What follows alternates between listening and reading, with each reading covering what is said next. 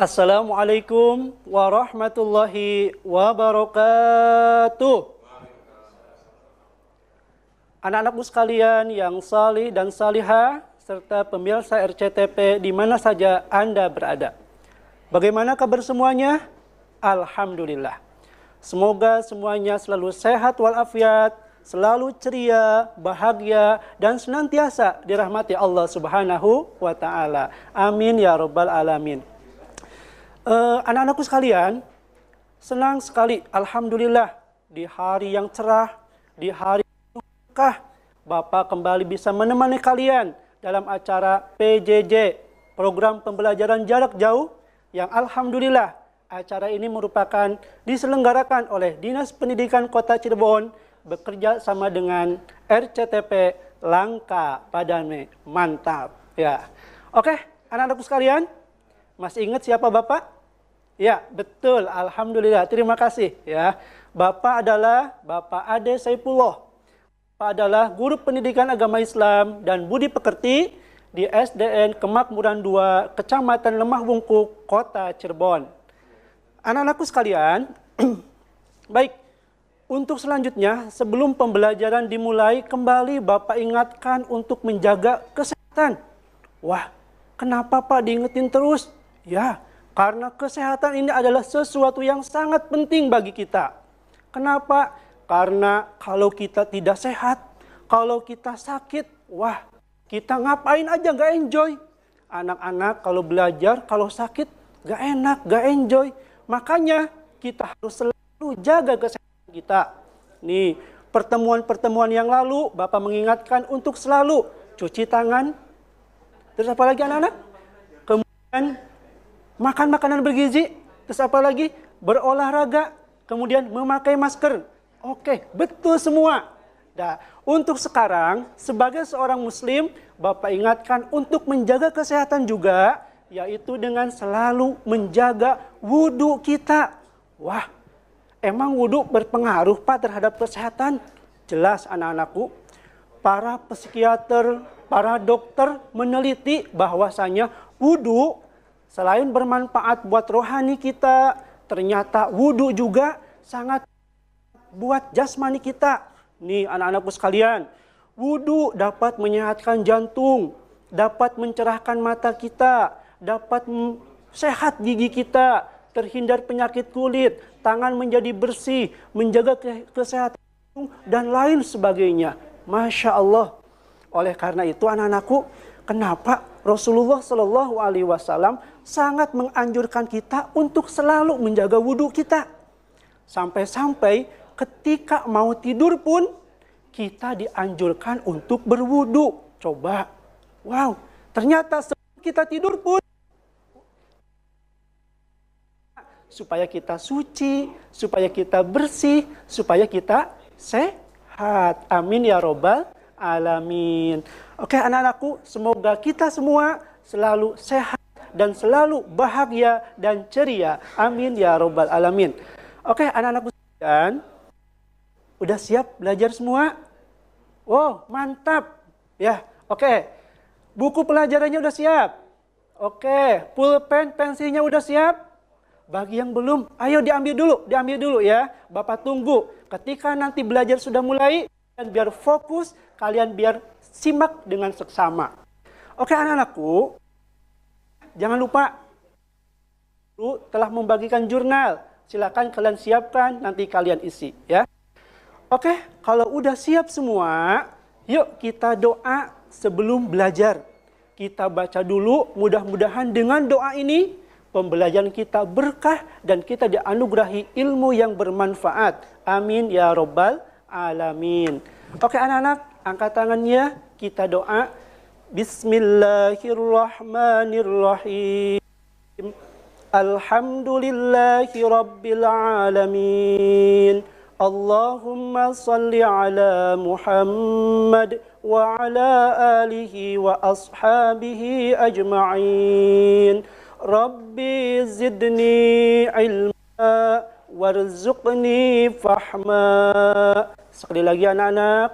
Rabbi zidni ilma warzuqni fahma. Amin ya rabbal alamin. Alhamdulillah.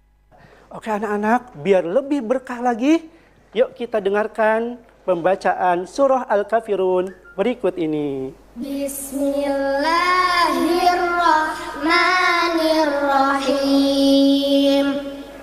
Qul ya ayyuhal kafirun. La a'budu ma ta'budun. Wala antum 'abiduna ma a'budu. Wala ana 'abidum ma 'abadtum. Wala antum 'abiduna ma a'budu. Lakum dinukum waliyadin. Shadaqallahul Adzim. Oke anak-anakku sekalian, tadi kita sudah dengarkan pembacaan Quran surah Al-Kafirun. Masya Allah. Mungkin anak-anak bertanya, Pak, udah 3 kali pertemuan tentang Al-Kafirun selalu dibacain terus, kenapa sih Pak? Al-Kafirun adalah salah satu surah dalam Al-Quran yang ternyata Allah turunkan mempunyai keutamaan atau fadilah bagi kita semua. Anak-anakku, kalian bisa lihat apa sih keutamaan Quran surah Al-Kafirun. Nih, yang pertama anak-anakku, jika kita Kafirun, ini dapat memperkokoh akidah dan membebaskan dari syirik. Syirik itu adalah dosa yang sangat besar. Syirik adalah menyekutukan Allah. Jadi dengan kita sering membaca Al-Kafirun, fa insyaallah akidah Islam kita semakin kuat dan syirik akan diusir dari hati kita. Oleh karena itu, kita harus terus baca Al-Kafirun. Yang kedua, anak-anakku sekalian, ternyata surah Al-Kafirun juga ini baik dan dianjurkan oleh Nabi kita dibaca sebelum tidur. Kalian baca surah Al-Ikhlas, surah Al-Falaq, surah An-Nas, ayat kursi, Bismika Allahumma ahya wa bismika amut. Dan nanti setelah doa itu, kalian tutup dengan membaca Al-Kafirun. Kemudian surah Al-Kafirun juga dibaca ketika sholat qobliyah subuh dan ba'diyah maghrib. Ini Nabi kita paling ya, ketika sholat ba'diyah maghrib, qobliyah subuh selalu membaca surah Al-Kafirun dan surah Al-Ikhlas. Seperti itu anak-anakku ya. Jadi kenapa kita baca Al-Kafirun? Dan juga nih, kali ini kita masih membahas tentang Al-Kafirun. Untuk pembelajaran kali ini, kita akan belajar tentang menulis Quran surah Al-Kafirun. Belajar tentang menghafal Al-Kafirun dan memaknai apa sih makna yang ada Quran Kafirun. Anak-anakku sekalian, dengan pembelajaran ini kalian diharapkan dapat menulis Quran surah Al-Kafirun dengan benar. Nih, kemudian kalian diharapkan dapat menunjukkan hafalan Quran surah Al-Kafirun. Kalian sudah hafal Al-Kafirun? Udah hafal belum? Alhamdulillah, sudah ya. Kemudian nanti juga diharapkan kalian bisa memahami makna Quran surah Al-Kafirun. Kira-kira apa sih pelajarannya? Isinya tentang apa? Nanti kita pelajari ya. Dan yang keempat, menunjukkan perilaku toleran dengan benar. Nanti di Al-Kafirun ini ada ajaran tentang toleransi. Kalian diharapkan mampu berperilaku toleransi ini dalam kehidupan sehari-hari. Oke anak-anakku sekalian, untuk sekarang kita memasuki menulis Quran surah Al-Kafirun. Kalian bisa lihat anak-anakku ya, di sini ada gambar anak yang lagi menulis. Wow. Ini harapannya menginspirasi kalian untuk menulis juga di rumah. Untuk pelajaran kali ini adalah menulis Al-Quran surah Al-Kafirun. Nih Bapak kasih tahu dulu nih, caranya bagaimana menulis Quran surah Al-Kafirun. Yuk dilihat. Yang pertama, mulai dari sebelah kanan ke arah kiri. Nih bedanya menulis Arab dengan menulis Latin anak-anak ya. Kalau menulis Latin seperti ini, nomor 1 mulai itu dari arah kiri. Tapi kalau menulis Arab mulai dari sebelah kanan dulu. Awas jangan ketuker ya anak-anak. Kemudian yang kedua, sebelum menulis Arab, sebelum menulis Al-Kafirun, kalian perhatikan setiap huruf dan harokatnya. Hurufnya bagaimana, harokatnya bagaimana. Kalau tidak diperhatikan, nanti takut salah. Ya. Kemudian yang ketiga, nih, mulai menulis Al-Kafirun dengan teliti. Jadi jangan buru-buru, kecuali sudah ahli banget. Ya, kalian sudah ahli sekali, bisa menulis Arab cepat, boleh.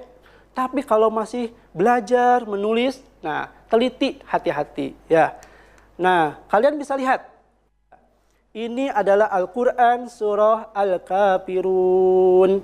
Kalian bisa lihat, nih, ada 6 ayat dari ayat pertama sampai ayat ke-6. Kalian perhatikan hurufnya, kalian perhatikan harokatnya. Ada yang di bawah garis, ada yang di garis. Harokatnya ada fathah, kasrah, dhammah, ada tanda panjang dan lain sebagainya. Kalian perhatikan, kalian lihat, dan silahkan nanti setelah pembelajaran ini kalian praktekkan menulis Al-Quran surah Al-Kafirun. Siap? Mantap, siap ya. Oke, ini jadi tugas di rumah. Silakan kalian setelah pembelajaran ini latihan menulis Al-Quran surah Al-Kafirun. Untuk selanjutnya anak-anakku sekalian, kita menghafal Al-Quran surah Al-Kafirun. Tapi sebelumnya Bapak mau menyampaikan dulu biar kalian lebih semangat menghafal Al-Qurannya. Kenapa kita menghafal Al-Quran? Masya Allah. Ini anak-anakku sekalian, keutamaan menghafal Al-Quran banyak sekali. Banyak banget. Nah, biar kalian hafal, Bapak cuma sebutkan 3 macam saja. Keutamaan menghafal Al-Quran. Yang pertama, digolongkan sebagai keluarga Allah Subhanahu wa Ta'ala. Maksudnya gimana, Pak? Anak-anakku sekalian, Rasulullah Shallallahu Alaihi Wasallam pernah bersabda, anak-anakku ya, Inna lillahi, sesungguhnya Allah. Nih, sesungguhnya Allah, ahlina minan nas, mempunyai manusia, mempunyai keluarga di golongan manusia.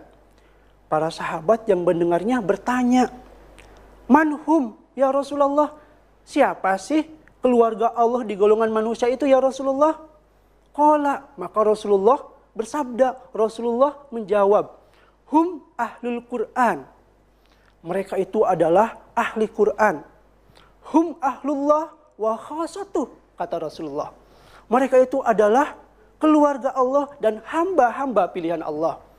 Nah, jadi orang yang senantiasa belajar Al-Quran, orang yang senantiasa menghafal Al-Quran, itu digolongkan sebagai keluarga Allah Subhanahu wa Ta'ala.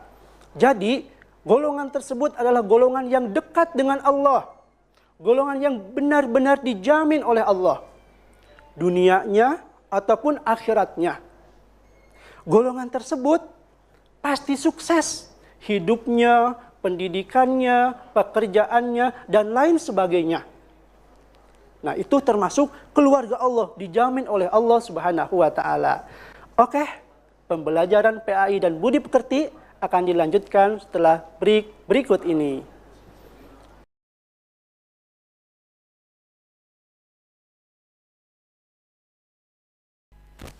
Oke, sekalian, kembali di pembelajaran jarak jauh bersama Dinas Pendidikan Kota Cirebon dan RCTP Langka Padane. Kita lanjutkan ya anak-anak. Tadi sampai ke poin pertama, bahwasanya orang yang senantiasa menghafal Al-Quran digolongkan sebagai keluarga Allah. Kemudian yang kedua, digolongkan sebagai orang pilihan Allah. Dan yang ketiga, akan ditempatkan di surga yang paling tinggi. Masya Allah. Bahkan anak-anak, sebelum masuk surga, orang yang ahli Quran ini akan diberi pakaian khusus oleh Allah Subhanahu wa Ta'ala. Apa itu? Dia adalah jubah kehormatan. Dan juga dikasih apa namanya yang di atas kepala sebagai tanda kaya raja itu apa namanya anak-anak? Apa? Mahkota. Jadi Al-Quran kalau kita baca terus, kita hafalkan, nanti orang yang akan masuk surga dikasih mahkota kehormatan, dikasih jubah kehormatan, dan ternyata orang tuanya juga, ayah ibunya dikasih juga mahkota kehormatan sebagai balasan bahwa dia memiliki anak yang saleh, yang ahli Al-Quran. Setelah mau masuk surga, Masya Allah disambut malaikat. Salamun alaikum bima sabartum fani'ma uqbaddar. Kata malaikat menyambut yang mau masuk surga. Salamun alaikum bima sabartum. Selamat, selamat wahai yang mau masuk surga. Sini, sini. Masya Allah. Setelah masuk surga, orang yang ahli Quran ini menikmati apa saja yang ada di surga tersebut. Masya Allah. Ya, pakaiannya sutra, ada perhiasannya, emas, mutiara, dan menikmati semua yang ia inginkan. Jadi ketika kita termasuk ahli Quran, akan ditempatkan di surga yang paling tinggi. Amin ya robbal alamin. Nah Pak, gimana sih biar kita bisa menghafal Quran Pak? Yuk kita simak video berikut anak-anak ya. Cara menghafal Al-Quran. Di antara perkara yang bisa membantu menjaga dan menambah hafalan kita adalah 1. Berdoa kepada Allah dengan ikhlas dan sungguh-sungguh supaya diberi pertolongan dalam menghafal ayat-ayatnya. 2. Hendaknya niat kita ingin mengamalkan apa yang kita hafal. 3. Menyisihkan waktu tertentu setiap hari untuk mengulang dan menambah hafalan. 4. Hendaknya memiliki guru yang mumpuni untuk setoran hafalan dan murajaah. 5. Sebisa mungkin menggunakan satu cetakan mushaf. 6. Mengulang-ulang apa yang sudah dihafal sebanyak mungkin. 7. Membaca apa yang sudah dihafal di dalam sholat kita. 8. Membaca dan memahami tafsir ayat yang sudah kita hafal. 9. Menjauhi kemaksiatan dan sedikit-sedikit dalam menghafal tetapi rutin.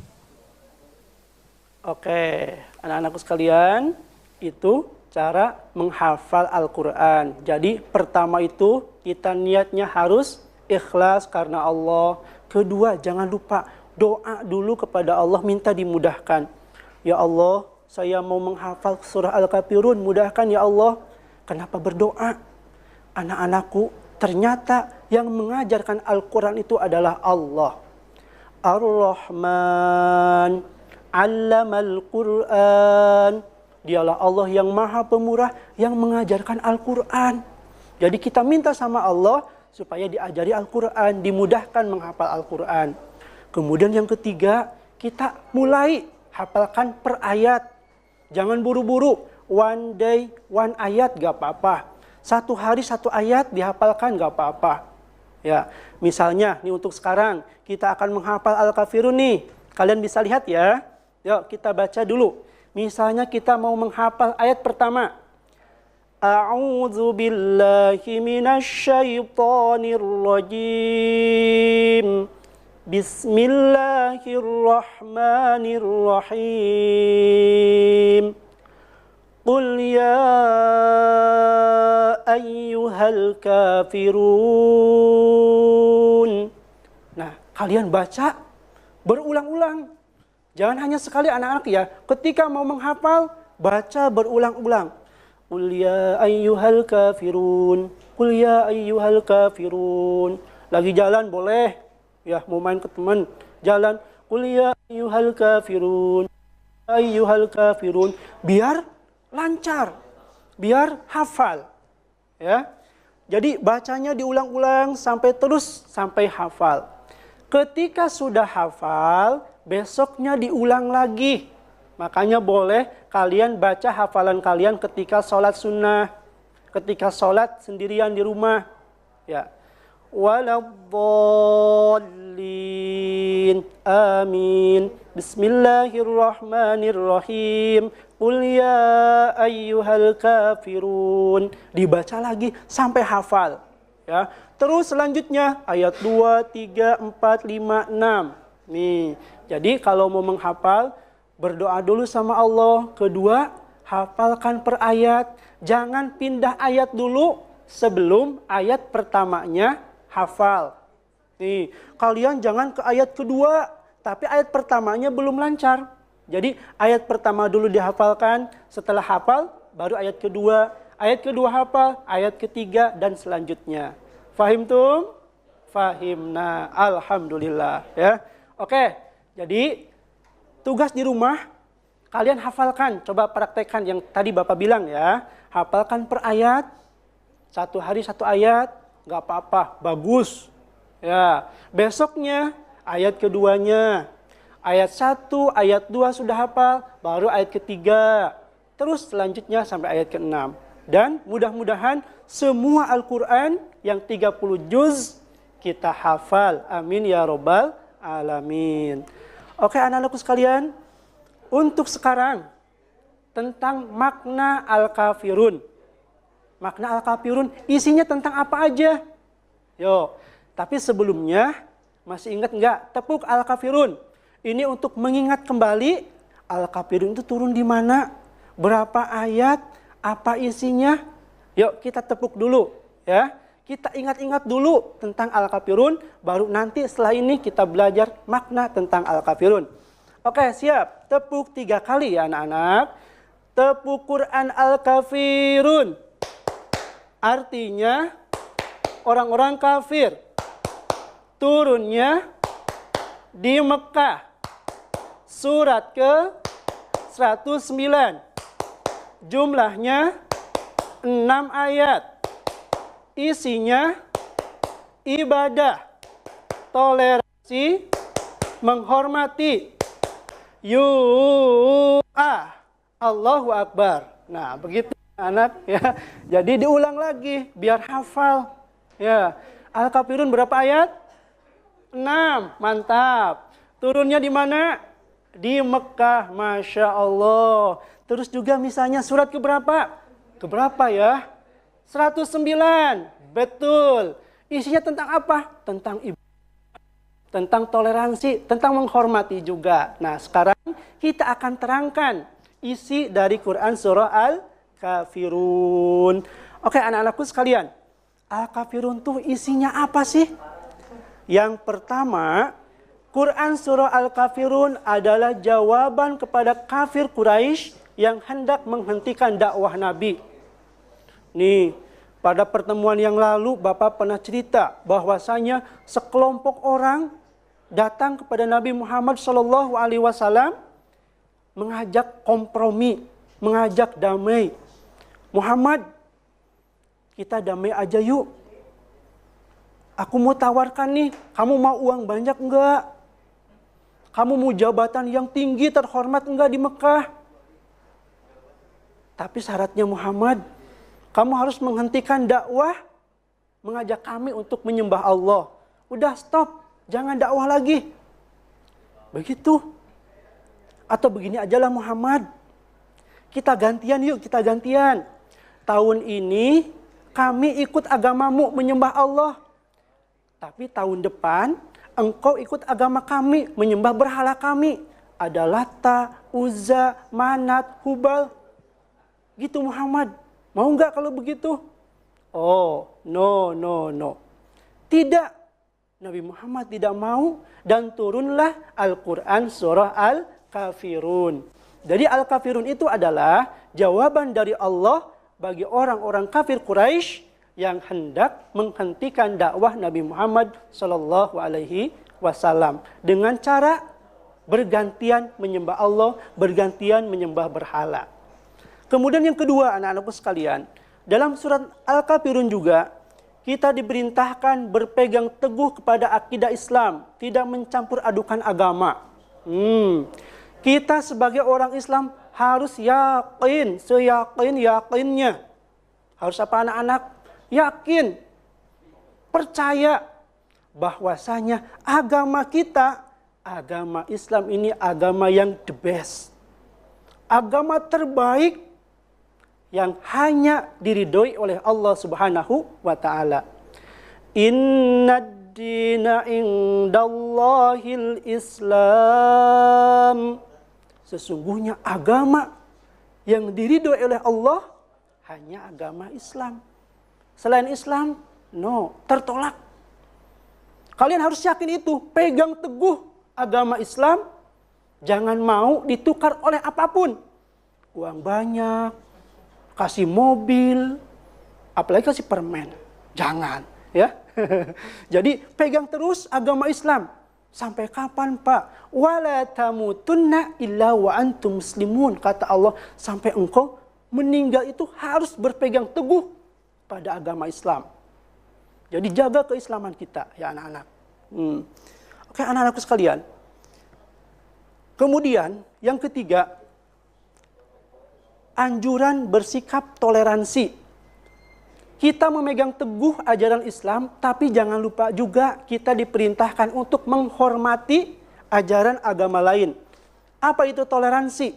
Nih, saling menghargai dan menghormati perbedaan agama atau keyakinan yang ada dengan cara tidak saling mencampuri urusan akidah dan peribadatan masing-masing.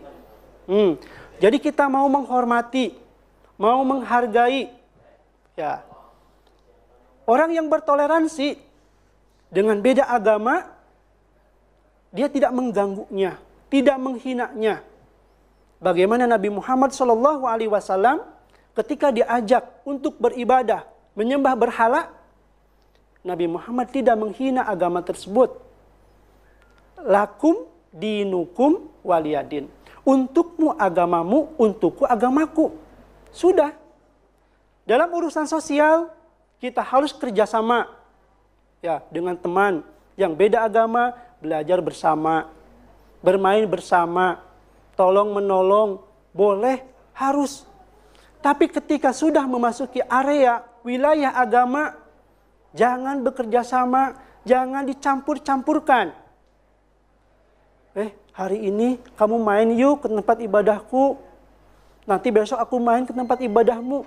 Tidak, itu bukan toleransi anak-anak. Ya, jadi toleransi kita mau menghargai, kita mau saling menolong, saling bekerja sama dalam urusan sosial. Tapi dalam urusan agama tidak, kita harus pegang teguh agama kita.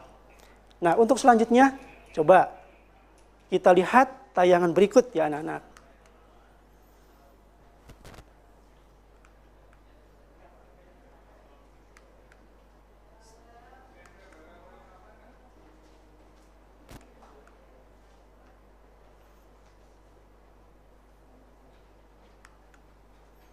Nah, langsung kesimpulan saja anak-anak ya. Nih, kesimpulannya apa? Yang pertama, bahwasanya setiap menulis huruf Al-Quran dimulai dari sebelah kanan. Jangan lupa perhatikan huruf dan harokatnya. Kemudian yang kedua, menghafal Quran surah Al-Kafirun dapat dilakukan dengan sering membaca surah Al-Kafirun. Dan yang ketiga, makna atau ajaran yang ada dalam Al-Quran surah Al-Kafirun adalah penegasan tentang akidah dan ibadah, serta anjuran sikap bertoleransi. Nah, itu anak-anak. Oke, untuk selanjutnya. Nih, ayo berlatih. Nih, ada 5 soal. Kalian bisa baca ya. Nomor 1 misalnya, arti Al-Kafirun adalah apa coba? Iya, betul. Arti Al-Kafirun adalah orang-orang kafir. Kemudian, nomor 2, salah satu keutamaan menghafal Al-Quran. Apa coba anak-anak? Akan dimasukkan ke dalam surga yang tertinggi. Betul sekali. Yang ketiga, terhadap pemeluk agama lain harus saling menghormati. Yang keempat, arti saling menghormati adalah betul yang A, kemauan untuk menghargai perbedaan. Yang kelima, arti surat Al-Kafirun ayat pertama, wahai orang-orang kafir. Nih jawabannya anak-anak ya. Betul semua. Nih. Oke, anak-anak.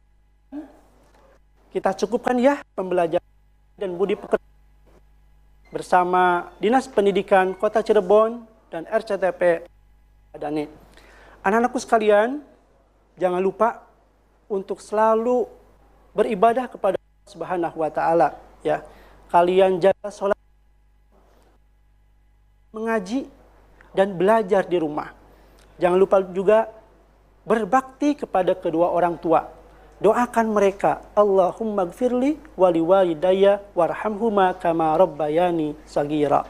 Baiklah anak-anakku sekalian, insya Allah pembelajaran PAI dan budi pekerti akan dilanjutkan pada pekan yang akan datang, Jumat yang akan datang.